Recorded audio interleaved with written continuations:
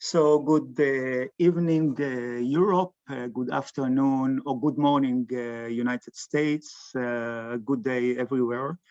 And welcome to another series, on another meeting in the series of theories of regulation. Today with us again, Professor Cary Coglianese. He will talk on prospects and pitfalls of management-based regulation. And I would say, I will shortly introduce him because he's known and his name goes beyond him, in front of him, and so on. He's one of the leading professors on regulation, working on administrative law and regulatory processes, emphasis on empirical evaluation of different processes and strategies of regulation. He works on public participations, in technology and regulation, business government relations. He published a lot, and he's also the head of the PEN program on regulation, which is a leading program for teaching and research in the United States, one of those leading places in the study of regulation. There, and here I guess he invests a lot of in his students, the undergraduate students. Well done, Cary. And I also will say that he's the co-founding editor of Regulation and Governance and served as an editor for the 4 years.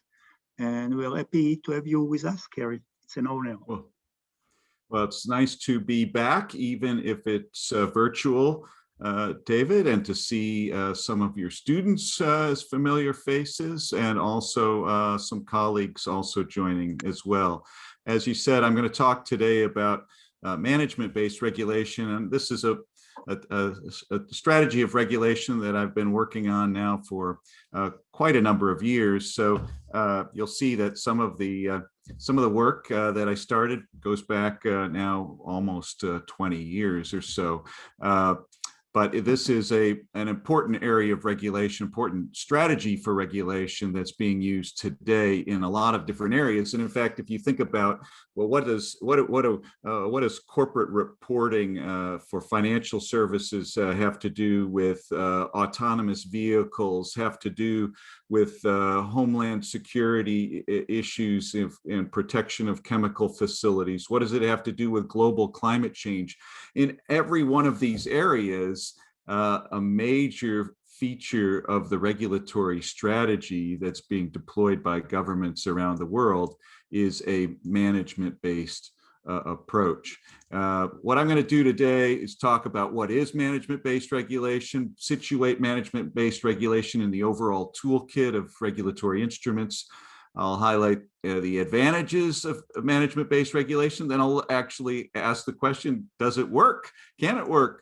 And then look at structures of management-based regulation.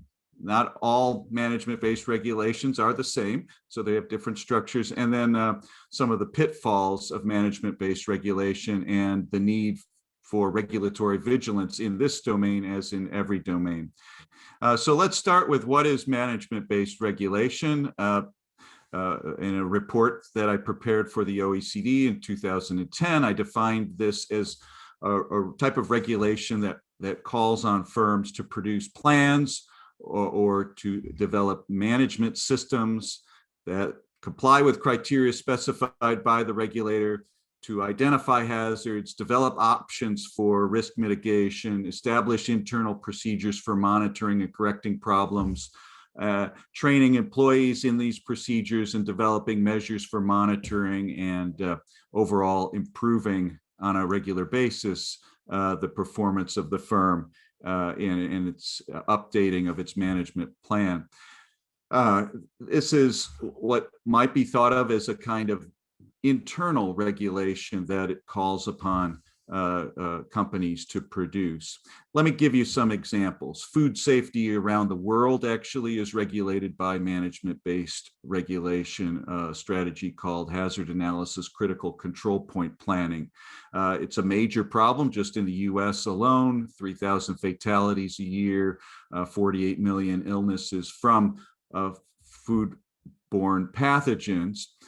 So the U.S. Department of Agriculture and the Food and Drug Administration in the U.S. have developed regulations calling upon food manufacturers to develop HACCP plans and operate and implement HACCP plans. And HACCP calls for these companies to identify the hazards, places where foodborne pathogens can enter into the processing of food, identify critical control points, set some critical limits for those control points, such as temperatures, for example, monitor those control points, make sure the temperatures are where they're at, for example, have a plan for corrective action when the critical limits are exceeded, and have a way of continuously assessing and documenting the performance of the plan. Okay, that's one area, and around the world, actually, this HACCP strategy is being used. Another area, again, I'm going to draw from US examples here, but following the Union Carbide explosion in Bhopal, the US adopted some management-based requirements for large chemical facilities to try to prevent chemical explosions and accidents. OSHA has a management-based regulation called process safety management. EPA has one called risk management plans. And they are similar to HACCP, requiring companies that are operating large chemical facilities to identify possible hazards, rank risks, identify strategies for reducing and managing those risks, monitoring, and so forth. A third area, and the last example that I'll give here, operates at the state level here in the United States. We've got a lot of laws that regulate the emissions of toxic chemicals, but we don't have at the federal level anything that really commands that companies reduce their use of toxics, except in cases maybe where there's bans on certain chemicals. But the states have responded by adopting toxic use reduction planning requirements. And the first of these was the Massachusetts Toxic Use Reduction Act, adopted now going back almost 30 years. These call on companies that produce a lot of and use a lot of toxic chemicals to analyze their toxic use, come up with some plans for reducing those toxic chemicals, and then submit those plans to the state. Interestingly enough, Massachusetts Toxic Use Reduction Act, TURA, does not require companies actually to reduce their use of toxic chemicals. It doesn't contain any requirements for limiting the emissions of toxic chemicals. All it does is require companies to engage in this kind of planning exercise. There's a common set of elements, not universal, but common. Plan, do, act, check kind of model is something that is a theme throughout these type of regulations. Now, let me just pause for a moment, but just a moment on some terminology. Management-based regulation has, in the academic literature, also traveled under a number of different terms. Enforced self-regulation and mandated self-regulation are terms that John Braithwaite and Bridget Hutter, for example, have used in the past. And if you look at what any regulation's core components are, and I think they can be captured by one question: who, the regulator is telling who, the target, to do what, and this is the rule or the command, and with what consequences.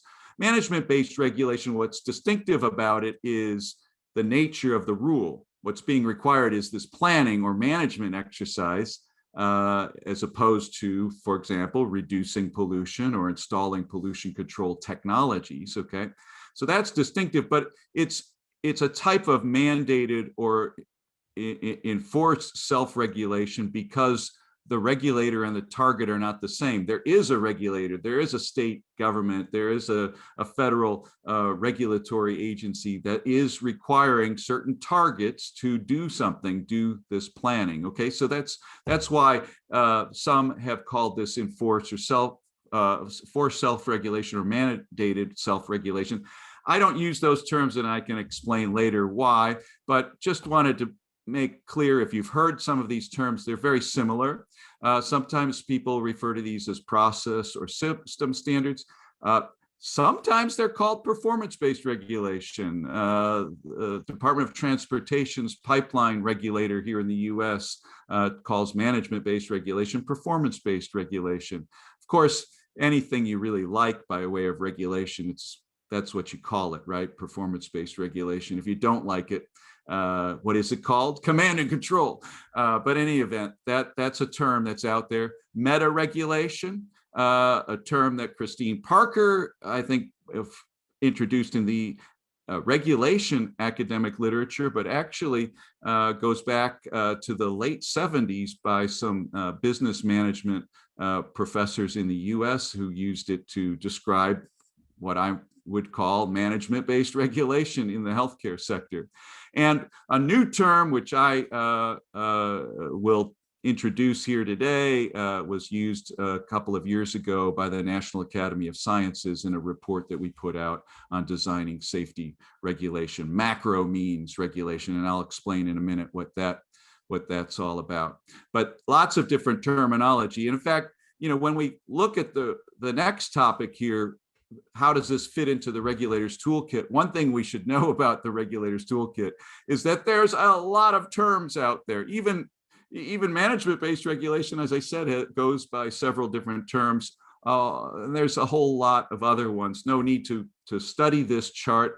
This comes from a paper that Kenneth Richards at Indiana University published about 20 years ago, providing a list of different taxonomies or classification schemes for regulatory instruments. Obviously, what is most important is that we get clear the concepts and not get too hung up on the terminology. But I do think that the terminology sometimes impedes our ability to get clear the concepts too, especially when people are talking past each other and they don't realize it. So this is why in this National Academy study that I was part of a committee with many others. Susan Silby, who is a leading regulatory scholar and a leading sociologist of law in the US, was part of this committee with me, I'm glad to say, along with many others. But we developed a new, more simplified conceptual framework for understanding the tools in a regulator's toolkit. And they build on these two dimensions of what I call rule design. One dimension is means versus ends. This is simply to say that those commands, remember that part of that question of who tells who to do what with what consequences, that command here can be either to engage in or use or deploy some kind of action or technology, or to avoid taking some kind of action. So they can be means or they can be ends, mandating the attainment or avoidance of particular ends. That's one dimension, means versus ends. The other dimension, if you will be micro or macro. And here it's just thinking about the causal chain that leads to a particular kind of regulatory problem. At the end point of that causal chain is the ultimate concern, the outcomes that we really care about, avoidance of accidents or avoidance of human fatalities or illnesses. Regulations can sometimes focus on that ultimate outcome directly. I mean, really, all regulation should have that in mind. But lots of times regulation is what I would call micro, in that it's targeted for specific steps in the causal chain leading to that problem. So we require the installation of certain safety equipment to avoid fires. That's a means strategy that's designed to prevent fires from happening in the first place.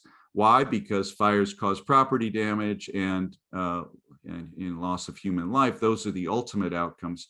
But anytime you have something on that pathway to the ultimate, that's the micro. And then the macro is when the focus is widened and the regulation is really focused on that endpoint. Now, let me, with these two dimensions, walk you through a 2x2 way of organizing all kinds of regulatory instruments. And I would even submit that we could fit any kind of regulatory instrument or regulatory approach into this 2x2 matrix.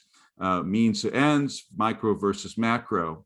And if we just look at some of the micro level designs first, like a micro means, this is stalling warning signs, having particular type of valves. Those are not the ultimate concern. And it's not that the regulator comes in and says, oh, that's intrinsic social value from having a particular type of valve. No, that's a means to an end, right? And to the ultimate end. So it's a micro means. Sometimes this is thought of as very prescriptive. But there's also micro ends, performance standards, and this is where it gets a little confusing, this terminology. We spent a good bit of the year, first year we were working together in a committee, realizing that what the Department of Transportation that commissioned the study meant by performance-based regulation was different than what everybody else in the committee thought. This is what everybody else in the committee was thinking. These are emissions limits, maybe a paradigmatic performance standard. Doesn't tell a company exactly how to meet that limit of the emissions limit, but just get your emissions down. Okay, that's a micro end. And again, it's not so much because there's some intrinsic value in getting those emissions down. The emissions need to be reduced. Why? To prevent other kinds of harms, health effects, and so forth in humans. All right.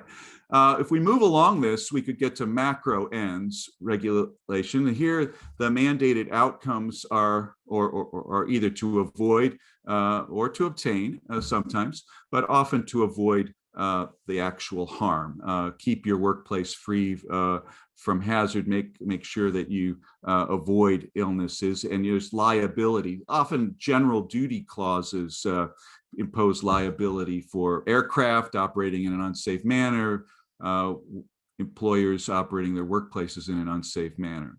Now, let's go to the last one here, the macro means. Here we have mandated actions. So it is a means-based approach, but those means are intended to focus the attention of the regulated entity on that ultimate outcome. That's what the mandated means are focused on, that outcome, and the firm has to engage in the management planning, hazard analysis, like with HACCP, for example, with the in mind reducing the ultimate goal of foodborne pathogens in foodborne illnesses and so forth. Okay, so this is what we have as management-based regulation in the 2x2 design framework, and this is what I'll focus the rest of my attention on. Why take this approach? Why not choose one of the others? What are some of the advantages? Well, one advantage is that these macro means or management-based regulations offer flexibility.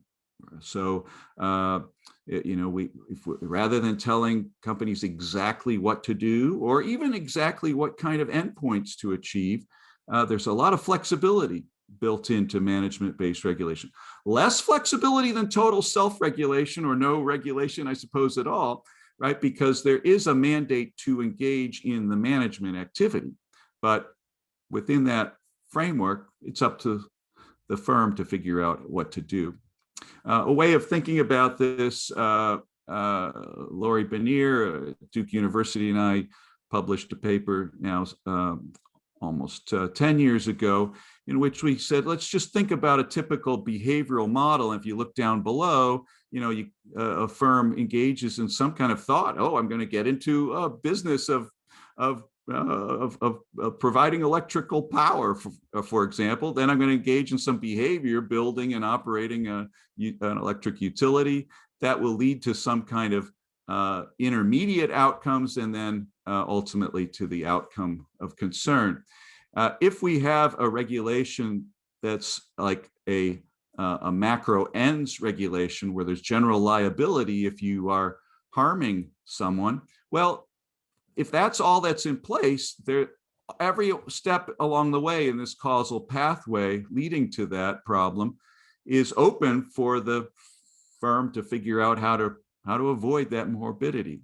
But if we choose to put, say, a performance standard in place, no more than a certain amount of, say, sulfur dioxide, well, now that limits the choices to anything along that pathway. Now there's no longer, this is sort of foreclosed. Similarly, if we move back and we look at a micro means and we say, oh, we have to actually reduce sulfur dioxide by just changing to low sulfur coal. Well, again, I can't now, I have less flexibility as a firm. I can't choose some kind of emissions capture technology. This is why the micro means approach, the prescriptive approach, actually offers firms less flexibility, because it's sort of picking a path, one specific path on that causal chain leading to a problem. But now if we move all the way back to thought, this is what management-based regulation is really all about, and getting companies to think, it suddenly opens up then the whole causal chain as possible options for firms to engage in and try to address the problem, the ultimate problem of concern. When would you use this? This is one of the early papers that I wrote with my colleague David Lazar at Northeastern University. We said, well, let's think about this. If you as a regulator have a really high degree of capacity to measure and monitor outputs, the actual ultimate outcome of concern, or maybe an intermediate outcome of concern, if we can measure that really well, then that would make sense to adopt more of a performance standard or a micro ends approach. If you can't do that, what do? Well, that's one possible place where management-based regulation can come in. Another dimension in this framework here was to look at the degree of homogeneity of the regulated entities. Where one size fits all, then you can adopt a particular means and it will work well. But when you're in this area where you're, as a regulator, you can't monitor the output very easily, and one size doesn't fit all, that's sort of the advantage, the sweet spot, if you will, for management-based regulation. There are other possible advantages. They take advantage, management-based regulation takes advantage of local knowledge. It can be helpful when risks are complex, where there really are systems, types of interactive effects that call for systems analysis. Well, okay, that management might work for that. Well, for risks that can't be addressed by other means, they can actually use management-based regulation to supplement other regulations, and that is something that happens. Some say that this approach may actually help foster greater responsibility or ownership for the problem on the part of regulated entities too. Okay, but you may be asking, does this really work, right? How can you, if you just require some kind of planning, hazard analysis, how do you see that this would work? Wouldn't firms go through the motions? Why really think that this could work at all if you're not actually telling companies to do anything but engage in planning or management and analysis? Well, there's three, I think, possible theories, maybe more. One is that once companies actually engage in the analysis, they might find opportunities both to resolve the underlying problem that the regulator cares about and achieve, say, process efficiencies or other win-win opportunities. But they don't engage in those interventions themselves because there's a cost to finding them. But once you're mandated to go look for them, then those finding costs are sunk costs, and you might find that firms then find it to their benefit to deploy some interventions. As I said, another theory for this is that there's just management is what's needed to solve some kind of problems. It's the interactive effects, the normal accidents in Charles Perrow's terms that this type of regulatory intervention is designed to address. And lastly, this management-based regulation may well interact with other laws, maybe such as tort liability, for example, that once a company plans and finds out they could be doing better, well, if they don't and a problem develops, then they have a more macro ends type of liability to face as well. Okay, these are the theories. What is the evidence? Back in 2003, we had very limited evidence. At the time, we did see that insurance claims in the chemical industry declined following the risk management planning rule for chemical accident avoidance that EPA adopted. Use of toxic chemicals in Massachusetts declined 41% following the adoption of TURA, and 88% in the decline of toxic chemicals. In fact, TURA has been widely praised over the year by both public officials. Harvard University applauded it in its Innovations in American Government Award program.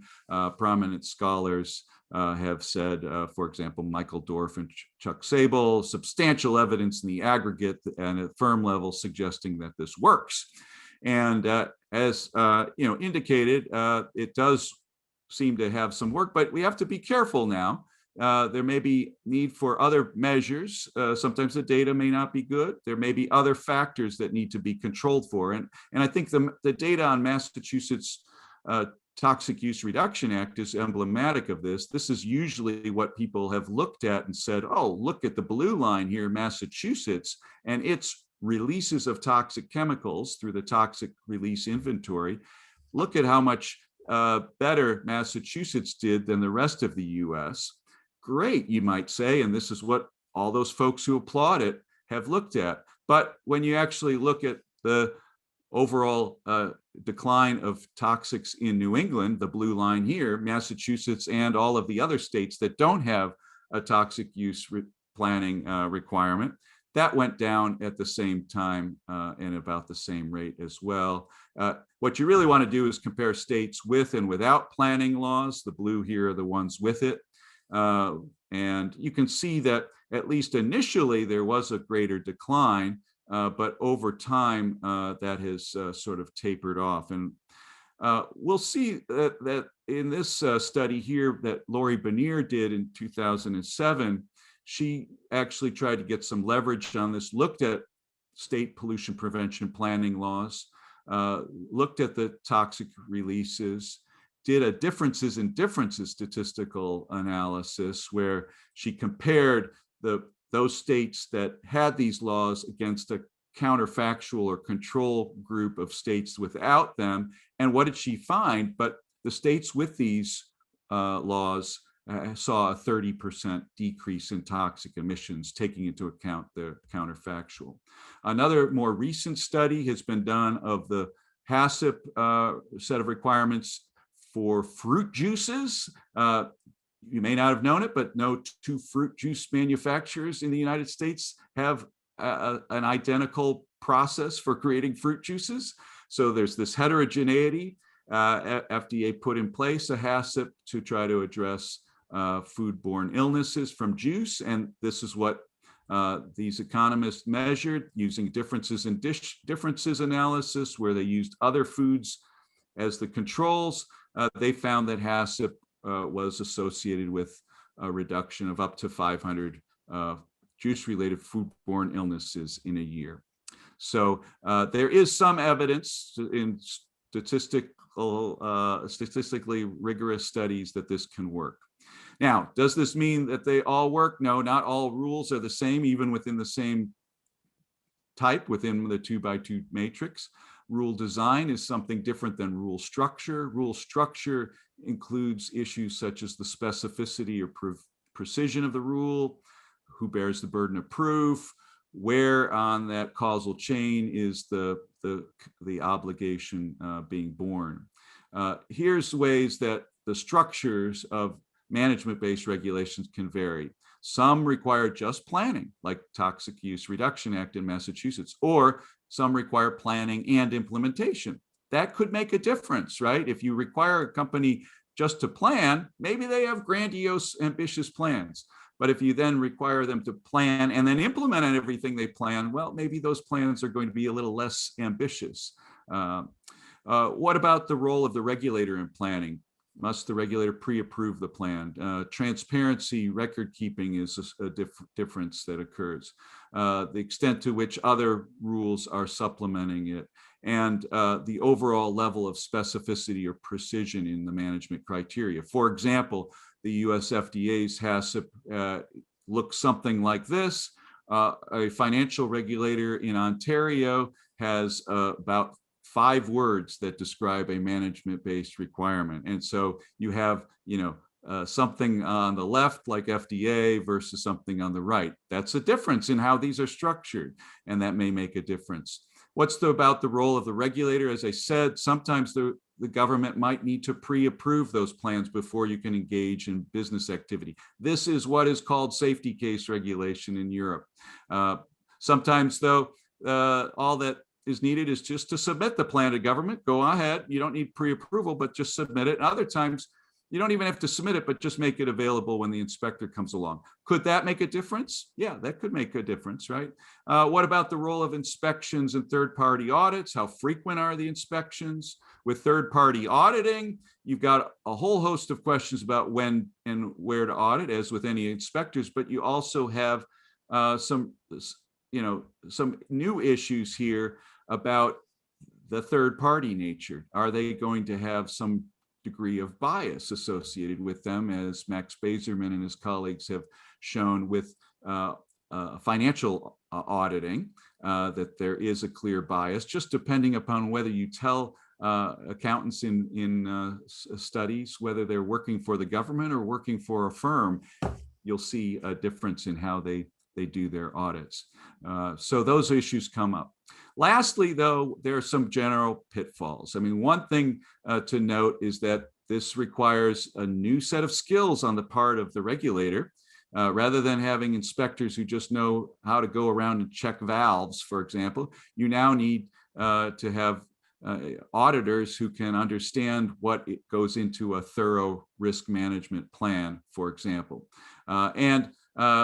Just because this is being used in areas where outputs are hard to measure, it's often difficult to monitor whether companies are really taking their management responsibility seriously.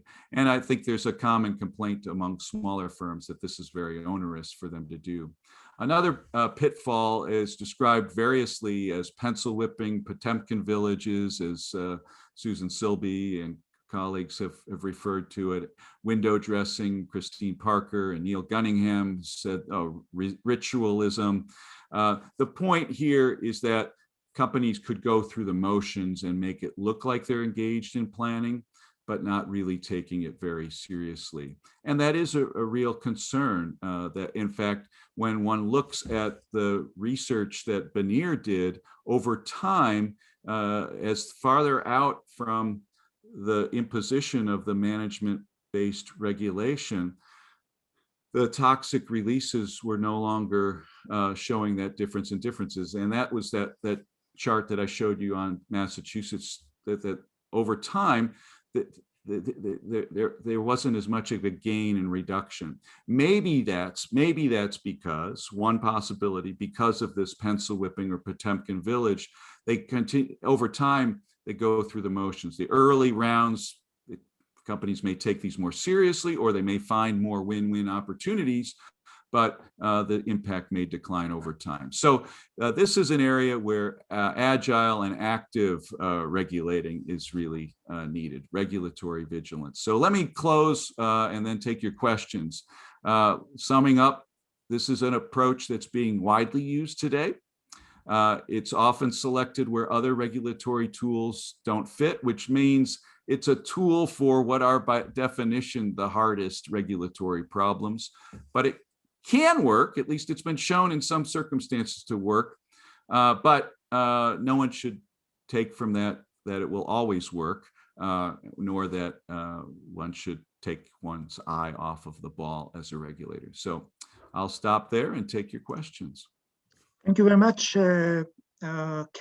Fascinating presentation as expected.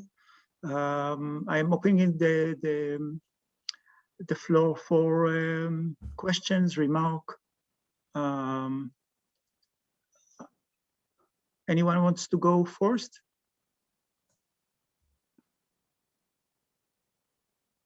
I see friends here. I'll offer an initial question. Cary, thanks very much for the presentation. Fascinating. Something I've been puzzling over, and I'm wondering if maybe this is too obvious to say, or maybe you can shed some light on this. I think about the analogs to management-based regulation. And I wonder, is EIS, as it's used in a number of different countries, a good analog, a kind of a forced examination without extremely restrictive results, or sustainability reporting for businesses, where you do definitely get into the Potemkin Village issue? And I'm wondering, can we learn from those to inform management-based regulation? Yeah, so EIS, for those who aren't familiar, stands for Environmental Impact Statements. And by the way, my graph earlier with all those taxonomies comes from Kenneth's work earlier on environmental instrument choice. And I'm delighted he has a new book out with a handbook on regulatory instrument design. Shana Starobin and I have a chapter in there on management-based regulation, and I know Ken's working on a new project, new book that I'm looking forward to on this. So EISs, environmental impact statements, yes, that is a management-based regulatory strategy. In fact, what's different though about it is the target. Usually what I've been talking about here, the target is the private sector firm, right?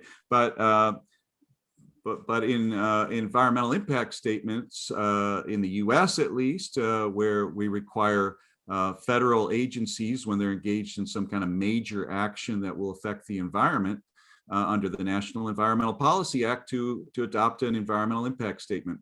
And that is a classic management-based strategy. In fact, an early book on this, it was called, interesting, the title of it was called Making Bureaucracies Think, which is, I think, emblematic and evocative of what management-based regulation can try to do, is make organizations think about and start to manage better certain problems that they might otherwise overlook. I like to say that this is the real nudge in the organizational setting. Okay, there's lots of behavioral economics on nudges that affect individuals and individual behavior. But if we're going to think about a nudge in the regulatory context with respect to organizations, it's management-based regulation. It's making companies think. With respect to like sustainability reporting, now there, it depends. Information disclosure, information generation is certainly part of any kind of management-based strategy, but you can have information production and disclosure that's not really intended as a management tool, but rather as, for example, if we think that companies that have a lot of pollution problems will have also liability and then financial problems, it may be just a means to making investors more informed about the financial risks of certain company securities. So it really it is important in this 2x2 matrix that I've presented here, and that was developed by the National Academy, to sometimes think through exactly what is the real purpose behind this strategy here. If indeed we think of sustainable reporting is just we want companies to start thinking and then managing better, then I would say, yes, it is a management-based approach. I have another paper, by the way, recently out with Jennifer Nash on compliance management systems and whether they work. this is an interesting sort of nesting of a management-based system within a larger regulatory system. We want to require companies to manage their regulatory compliance better, and that has, I think, as you have suggested, with respect to EISs and sustainable reporting, many of the same kinds of challenges and concerns with management-based regulation overall. Companies can go through the motions with these kind of requirements. They can do pencil whipping, and it's hard sometimes for the regulators to differentiate when a company's doing it seriously or not. Now, when some of the post-accident investigation of the Macondo incident, the Deepwater Horizon oil spill in the Gulf of Mexico about 11 years ago now, showed that some of the emergency response plans for certain wells are just photocopies of other ones. You can get a sense that there is a lack of seriousness that sometimes goes into compliance with these kind of requirements. So it is a very real concern. Thanks for that question. Thank you, Cary, and thank you, Ken. Ken, may I invite you to write in the text the reference to your 2000 paper and to your and the projects that Cary mentioned. This will help me. And now we have two more ends up there. We start with Tim Butte, and then we'll go to Martin Debris. So Tim, please. Thank you, David. And of course, thank you, Cary. Great to see you. And good to see you. Nice to see you too. Recent work. And so when you started relatively early on, I was thinking, oh, ISO 14000 series. And so then later on, I thought, well, no, that's clearly not what he means, because clearly he has in mind, government at least adopted and endorsed rules. And so I was wondering whether you could help me differentiate more precisely where maybe something like ISO 14000 actually fits into your management-based regulation idea. The second issue I had you, well, it seems like management-based regulation requires making consequences and potential causes measurable, which of course presumably is part of the power of it, but also creates potentially substantial additional bureaucratic work. And then I was thinking that already when you said, well, this is the kind of thing that you adopt only for the hardest problems where other solutions don't fit. And is that in fact your recommendation? Because it actually requires quite a lot of effort, at least quite a lot of effort to work well and be promising, that this only be adopted where if you want simpler or maybe sort of less effort requiring approaches are not effective, or did I get that wrong? Now, let me take your second question here first for a minute. And as I said, one of the concerns about this strategy, often small businesses complain because it can be pretty onerous, certainly. Depends again partly on how it's structured. If it's just a requirement for appropriate management, let's say, maybe even small businesses can do appropriate management, and what appropriate is for a small company might differ from a large company. But then if you think about something like the 5-page dense text in the Federal Register for the FDA's HACCP requirement, or some of the other examples where it can get very involved. And the companies that have the capacity to do this, to respond well and seriously and in a sophisticated manner, usually are the larger multinational companies who have the in-house staff or can afford to hire the consultants to do this well.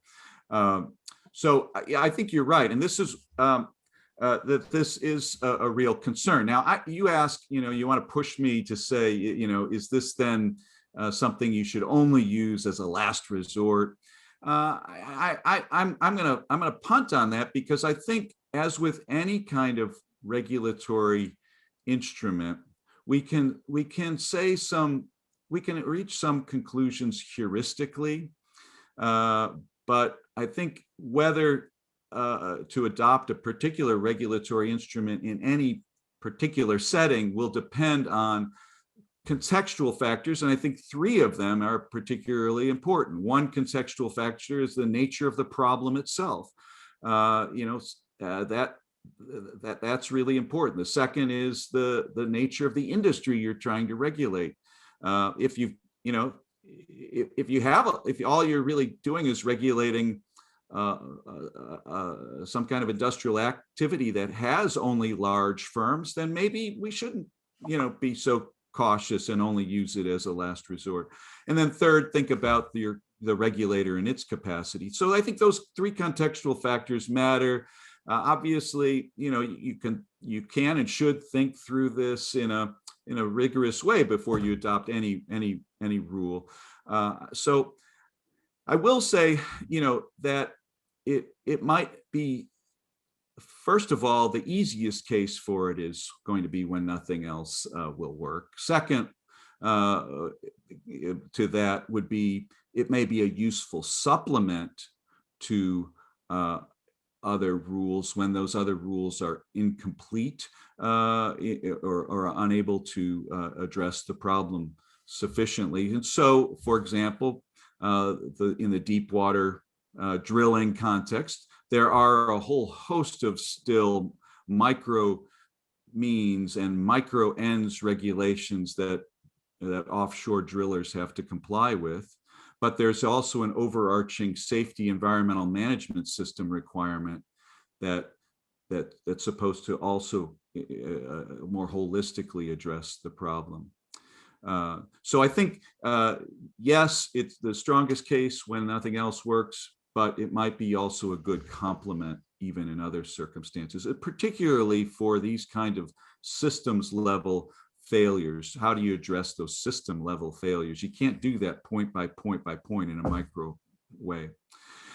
So your first question was about ISO 14000, and in environmental management system standards for under ISO are very much of the same design and structure as a management-based regulation, but the key difference is, as you said at the outset, ISO 14000 is in a government entity imposing these requirements directly on firms. If there are governments that are requiring this, then I would say, yeah, this is management-based regulation. I would say right now that it's more management-based voluntary standards.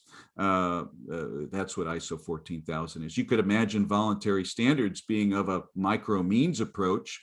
Everybody voluntarily should install a fire extinguisher in their facility.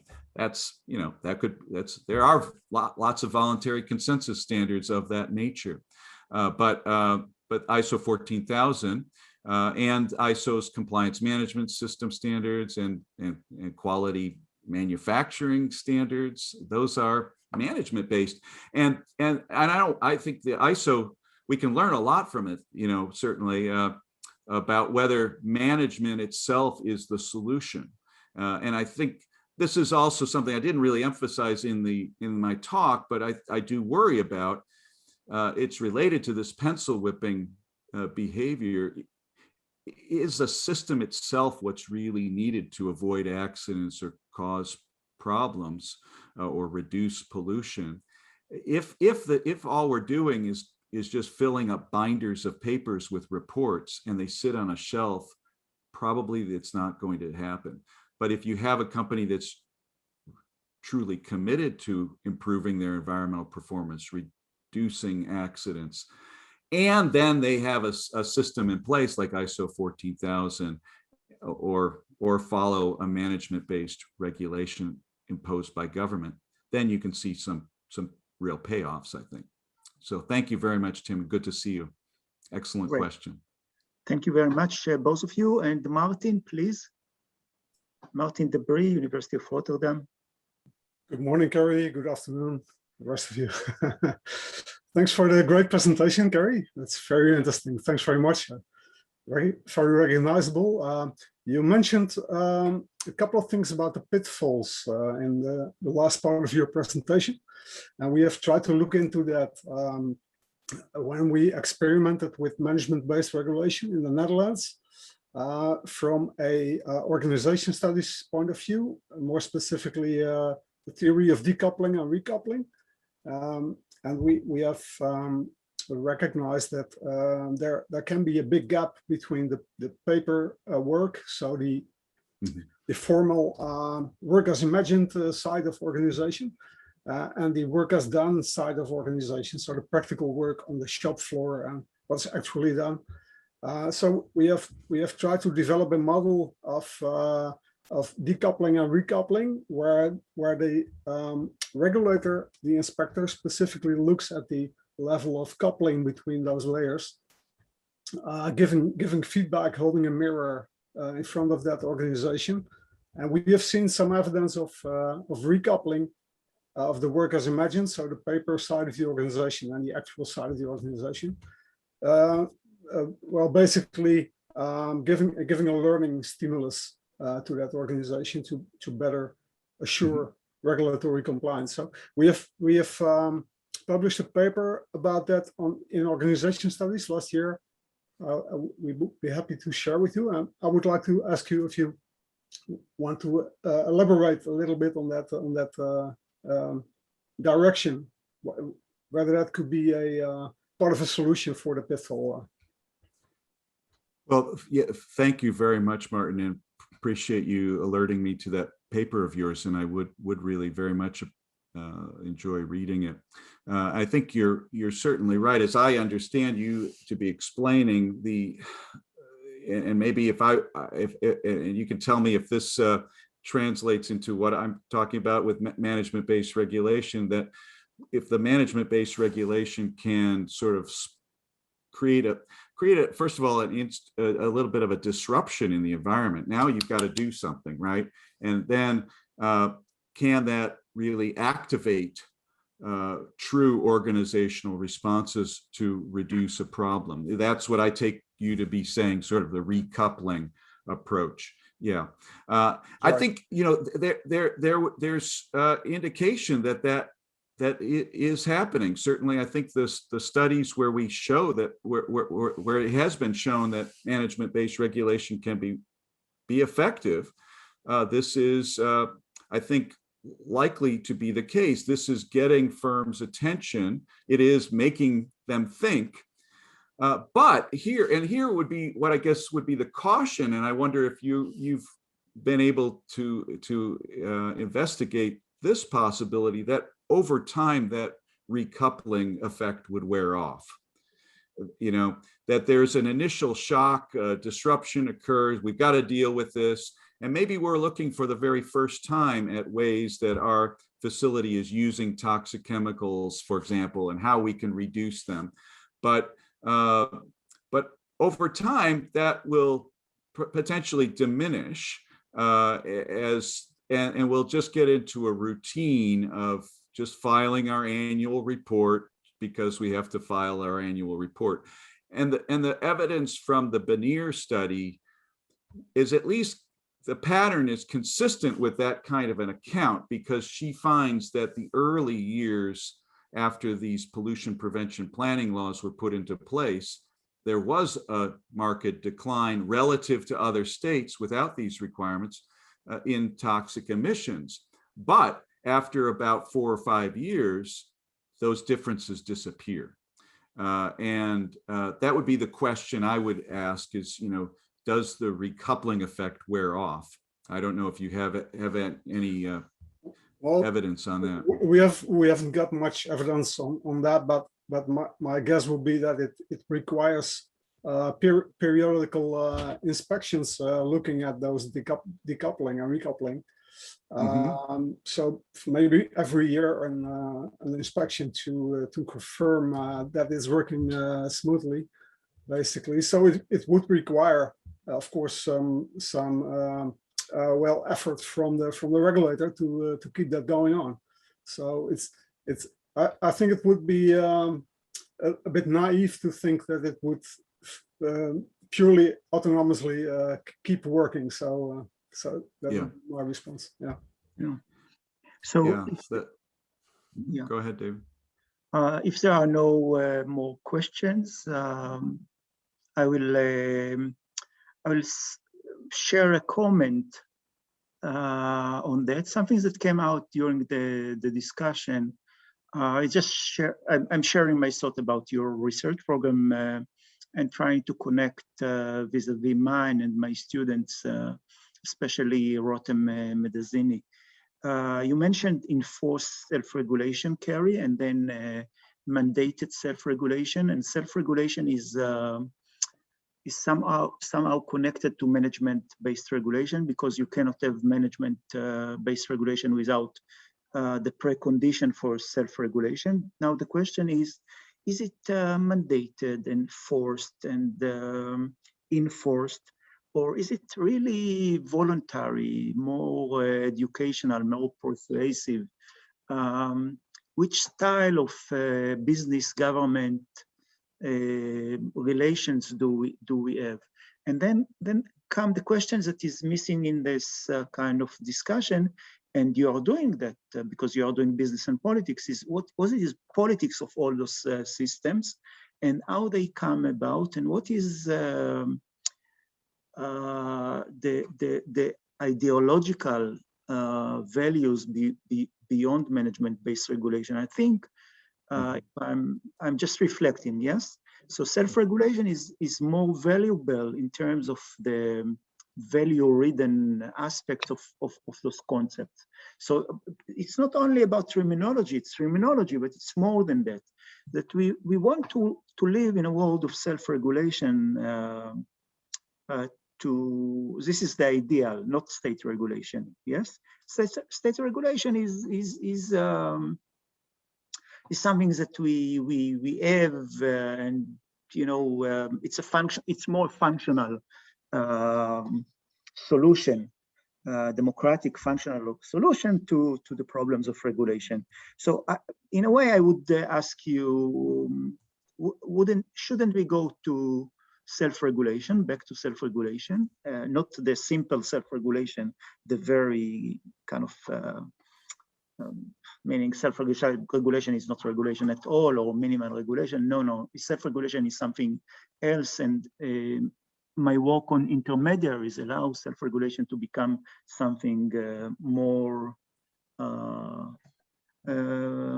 complex, more credible, I would say. So this is on intermediaries, and then the question of power is somewhat missing from your analysis. And if we are speaking about the politics of regulation, we should bring it in, something like this. So this is my thoughts. Sure. Well, a couple of quick responses. I know we're close to your ending time, but first, this is not just self-regulation. There is a hard government-imposed requirement that companies engage in these kind of management systems, designs, and implementation. So that's why people sometimes call it mandated self-regulation or enforced self-regulation, because if you don't adopt a HACCP plan, you can get fined. Okay, there's real hard sanctions from the state on this. Or if you're dealing with like a safety case requirement and you want to have government approve your facility to operate, you have to do this. So it is mandated, it is real regulation. Now, with respect to power and politics, I guess I want to say two things. First, in some ways, this is a pretty profound and intrusive form of regulatory power. At the same time, it allows companies a great deal of flexibility to think through the hazards themselves and to identify their own response strategies and come up with their own internal, quote unquote, regulatory systems. It's governing how they think. It's governing at the, inside the organization. This is getting, most regulation, I think, treats the firm as a bit of a black box. You can go about your business. We don't care what goes on inside your company as long as these regulatory problems don't emerge outside of it. and we don't care so much how you think about your operators. But this is in some ways profound. Now, that for whatever reason, that hasn't been a very salient objection that I have seen to this, but I think it's really getting the heart of and a really deeply controlling a sense. So I think there's that aspect to this that shouldn't be ignored. Second aspect about regulatory politics, and it goes back to Tim's question about the extent of the burden and how there's differential burdens, I think, between large businesses and small businesses, is that this is an approach that really is potentially ripe for companies to try to capture the regulator and use regulation as a barrier to entry. If you have to not only go and buy a fire extinguisher, everybody can go ahead and do that, right? But now you have to develop a whole fire safety management plan, and really it's the big companies that are going to be able to do this in a very sophisticated way and meet the burdens of sound risk analysis that the regulator's expecting.